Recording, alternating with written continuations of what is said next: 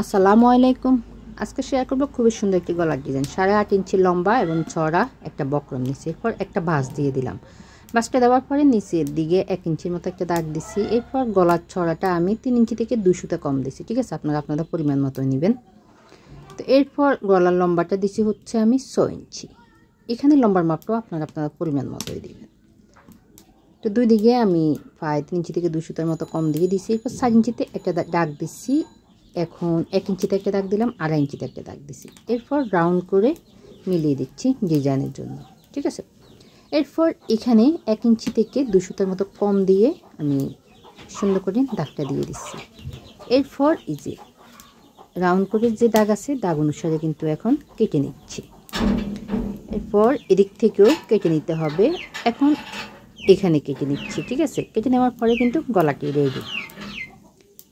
তো এরপর আমি একটা কাপড় নিচ্ছি। এখানে গলার চওড়াটা আমার হবে হচ্ছে 5.5 ইঞ্চি।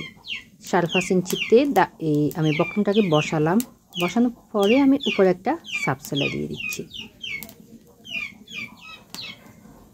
তো উপরে বক্রমটা কিন্তু টানবেন না, সোজা করে বসিয়ে তারপর কিন্তু সাপ সেলাইটা দেবেন। দেওয়ার পরে বাড়তি যে কাপড় আছে এই কাপড়গুলোকে কেটে নিতে হবে।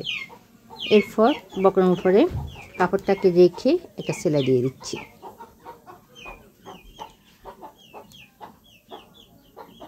সেলাইটা দেওয়ার পরে এখন আমি সমান করে ধরে মাঝ বরাবর একটা চিহ্ন দিয়ে দিলাম। এরপর জামার কাপড়ের উপরে কিন্তু একটা চিহ্ন দিয়েছি মাঝ বরাবর। ঠিক আছে, এই মাঝ বরাবর ধরে কাপড়টাকে বসিয়ে এই যে ডেউ ডেউ যেখানে আসছে এখানে একদম আস্তে আস্তে আপনি ডিজাইনটা করে নেবেন।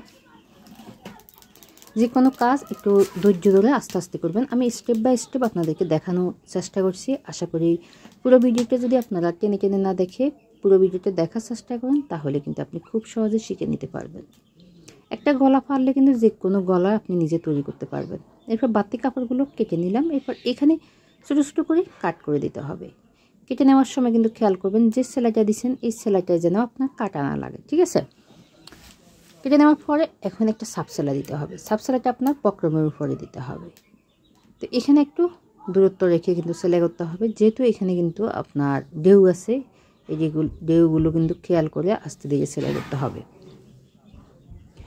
আমার ভিডিওটা যারা ফেসবুক পেজ থেকে যদি দেখে থাকেন তাহলে পেজে একটা লাইক দিয়ে ফলো দিয়ে রাখবেন আরও সুন্দর সুন্দর নিত্য নতুন ভিডিও পাওয়ার জন্য।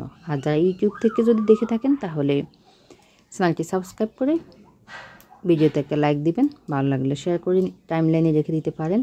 আর যদি ইউটিউব থেকে দেখে থাকেন তাহলে ভিডিওতে একটা লাইক দিবেন, তাহলে কিন্তু আপনার কাছে থেকে যাবে, তাহলে দেখে দেখে শিখে নিতে পারবেন। তো এরপর আমি পিছনের গলাটা কিন্তু অফ ক্যামেরা সেলাই করে দিচ্ছি। একই নিয়মে সেলাই করতে হবে।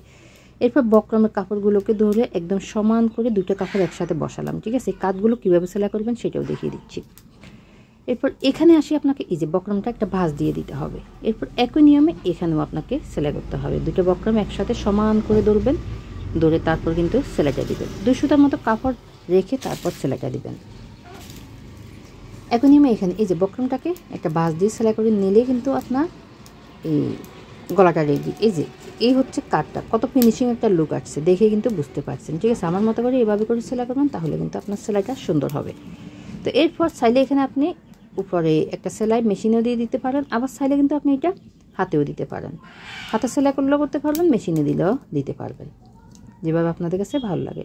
আমার চ্যানেলে অনেক ধরনের কাটিং এবং সেলাইয়ের ভিডিও আছে। আশা করি আপনারা যদি আমার চ্যানেলে গিয়ে ভিডিওগুলো সবগুলো দেখেন তাহলে একদম শিখে নিতে পারবেন। আমি খুব সহজ করে আমার সবগুলো ভিডিওতে আপনাদেরকে বোঝানোর চেষ্টা করছি, আশা করি ভালো লাগবে। তো আজকের মতো এখানে বিদায়। ভালো থাকবেন, সুস্থ থাকবেন। আবার